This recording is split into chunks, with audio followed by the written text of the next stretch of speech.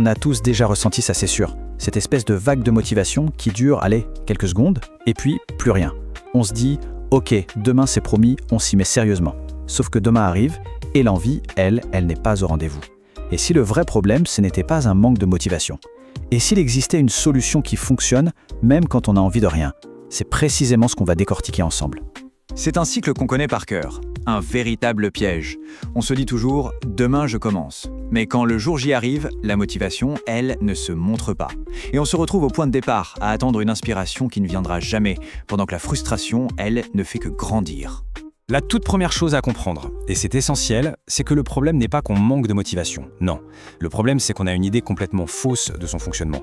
On nous a raconté une histoire sur la motivation, et c'est justement cette histoire qui nous bloque. Alors voilà le mensonge. On nous a fait croire que la motivation devait absolument arriver avant l'action, qu'il fallait attendre d'avoir envie pour pouvoir commencer. Sauf que la réalité, c'est l'exact opposé. Et c'est là que tout bascule. Ce n'est pas la motivation qui déclenche l'action, c'est l'action qui génère la motivation. Ça, c'est le secret que les gens qui avancent ont compris depuis longtemps. La réponse est évidente. Non, bien sûr que non. Personne n'attend d'être motivé pour lancer Netflix. Et cette question, elle nous montre quelque chose de très simple. En fait, la motivation ne disparaît jamais vraiment. Elle est juste mal orientée. Elle se dirige toujours, par défaut, vers ce qui est facile. Le problème n'est donc pas son absence, c'est sa direction. Bon, pour piger pourquoi notre motivation choisit toujours la facilité, il faut qu'on parle de notre cerveau. Il faut savoir qu'il n'est pas vraiment notre allié pour atteindre nos objectifs. Son but premier, ce n'est pas notre réussite, mais notre survie. Et pour lui, un changement, un effort, c'est perçu comme un risque potentiel. Du coup, à chaque fois qu'on essaie de se lancer dans un truc nouveau ou un peu difficile, notre cerveau sonne l'alarme pour nous freiner. Cette fatigue qui tombe d'un coup, cette envie irrépressible de regarder son téléphone, ces doutes qui surgissent de nulle part, ce ne sont pas des faiblesses. Non, ce sont des réponses biologiques. C'est juste notre cerveau qui fait son job de protection à la perfection. Alors, comment on fait pour contourner un système de défense aussi bien rodé?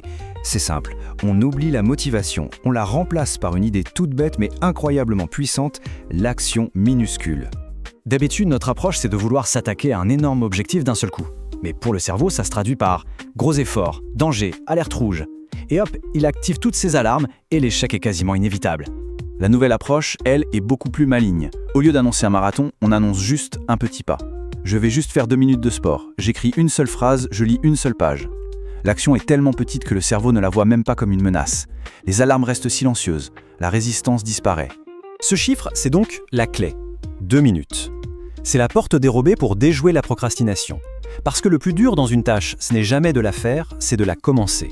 C'est cette inertie de départ qui nous paralyse. Une fois qu'on est en mouvement, même pour 120 petites secondes, tout devient plus simple. Et la science le confirme.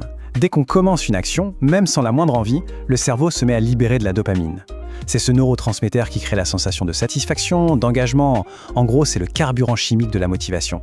C'est la preuve biologique que l'action doit et devra toujours passer en premier. Ok, maintenant passons à la pratique. Comment on transforme cette idée en un système qui marche à tous les coups? Mais attention, avant ça, il faut absolument parler d'une erreur critique que presque tout le monde fait. Le piège, il est là. Dès qu'on sent cette fameuse motivation post-action arriver, on a envie de tout donner.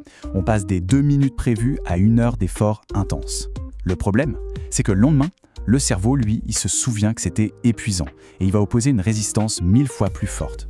La solution est donc un peu contre-intuitive, mais elle est cruciale. Il faut toujours finir sa session quand on se sent encore bien, qu'on a encore de l'énergie. Ça crée une sorte de frustration positive, une petite envie de revenir le lendemain.